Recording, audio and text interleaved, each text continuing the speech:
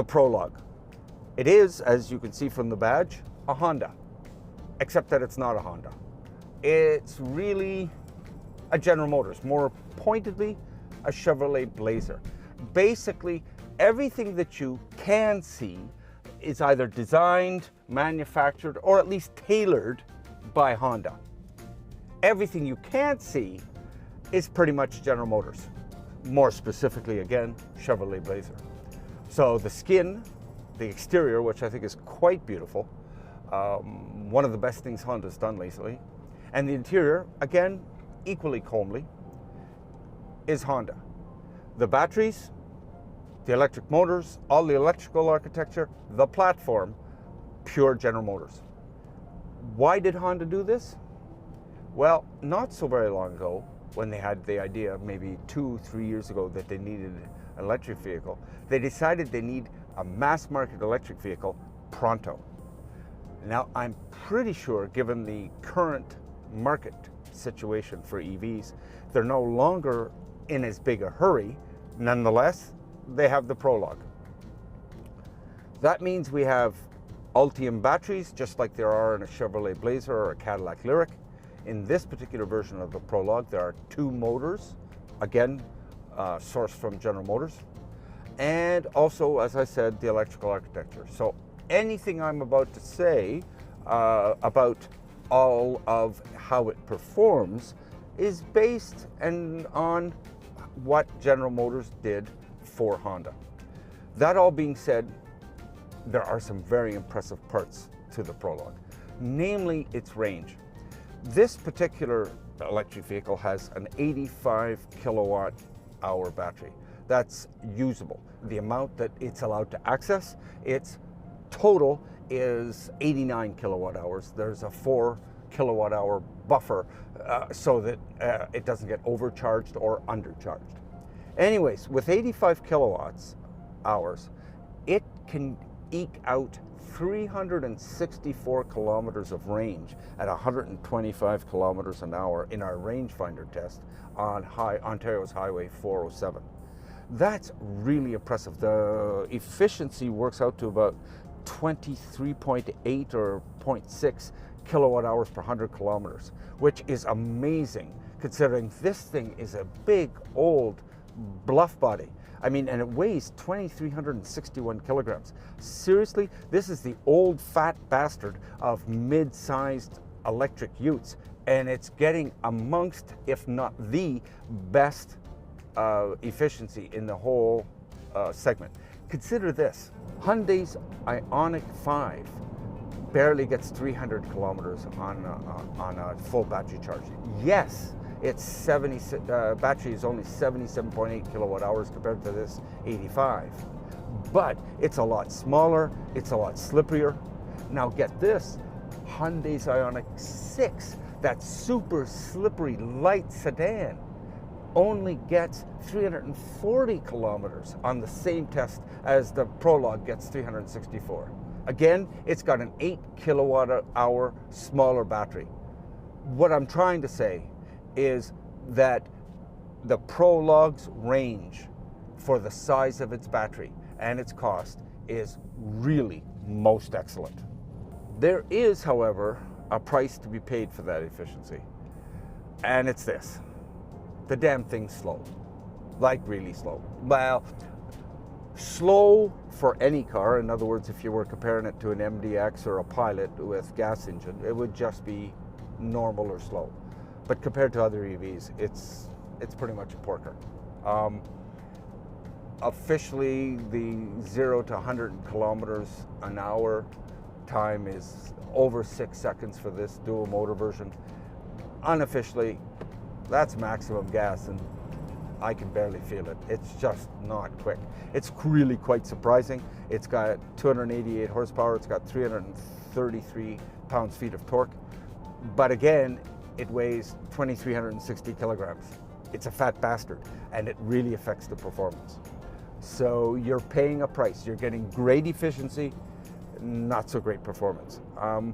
That would not matter, except that people have taken up the default position that an electric vehicle will always outperform its gasoline equivalent, and that they'll always offer sort of overwhelming acceleration that they can impress their neighbors with.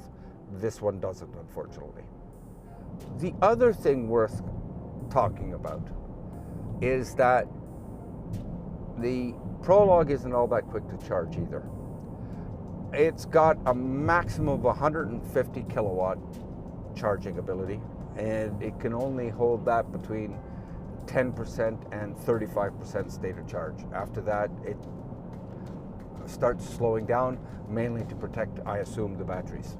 What that means is officially, Honda says that it takes 35 minutes to charge the battery between 10 and 80%. That's in perfect conditions on a DC fast charger, that whole bit.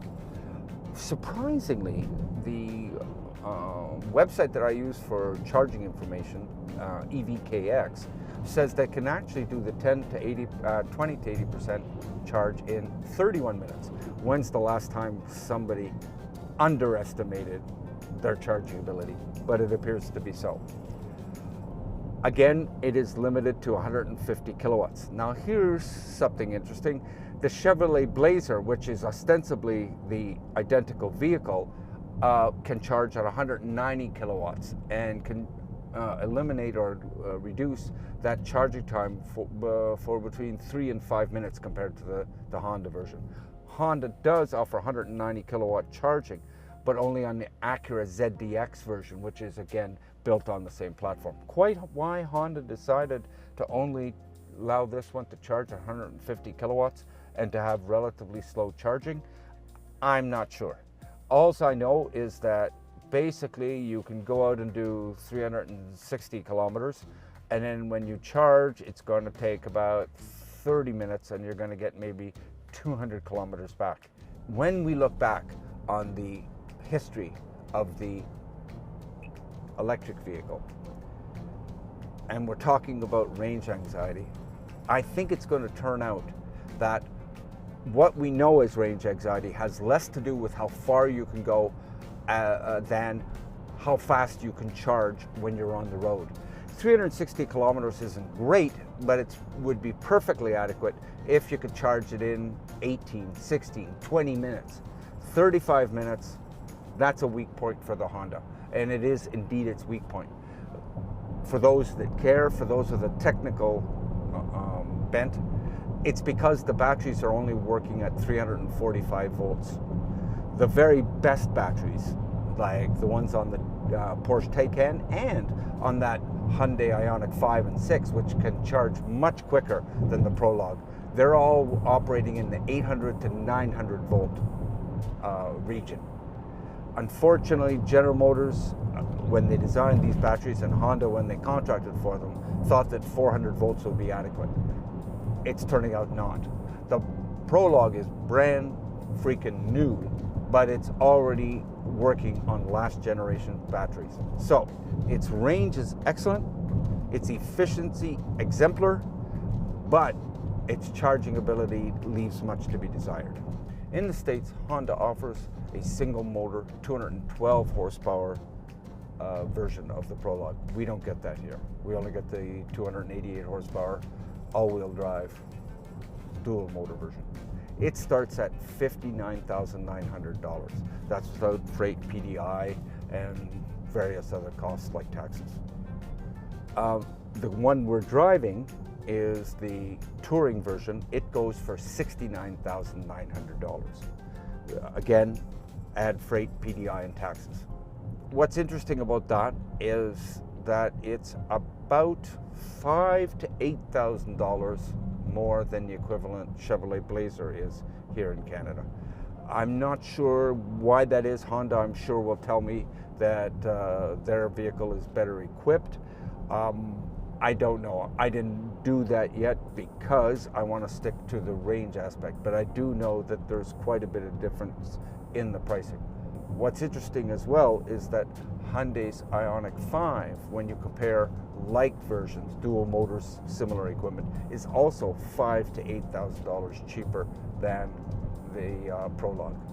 And it's worth remembering that though it has a smaller battery, 77.8 kilowatt hours, it also has a lot more horsepower, a lot more torque, and is at least a second and a half, if not 2 seconds quicker to 100 kilometers an hour. In other words, what this vehicle can't do, thrill you when you hit the throttle, is exactly what the Hyundai Ioniq 5 can do. So where does the Honda Prologue sit in all of this?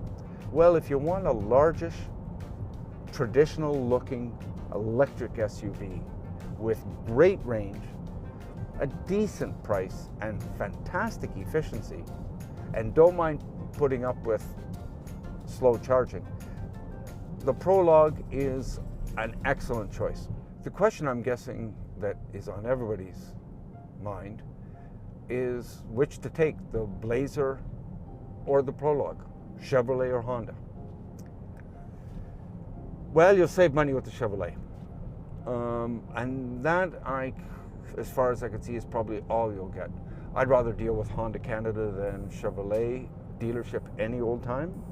More importantly, I don't like the look of the Blazer, inside or out. For $59,000 or $56,000, either way a large amount of money, I'd want something in the driveway that I like to wake up to every morning. Neither of the vehicles is cheap. If you need a cheaper EV, there's some out there. If you need a cheaper vehicle in all, you could buy a gas car. If I had the choice, it would definitely be the Prologue over the Blazer. For Driving.ca, I'm David Booth.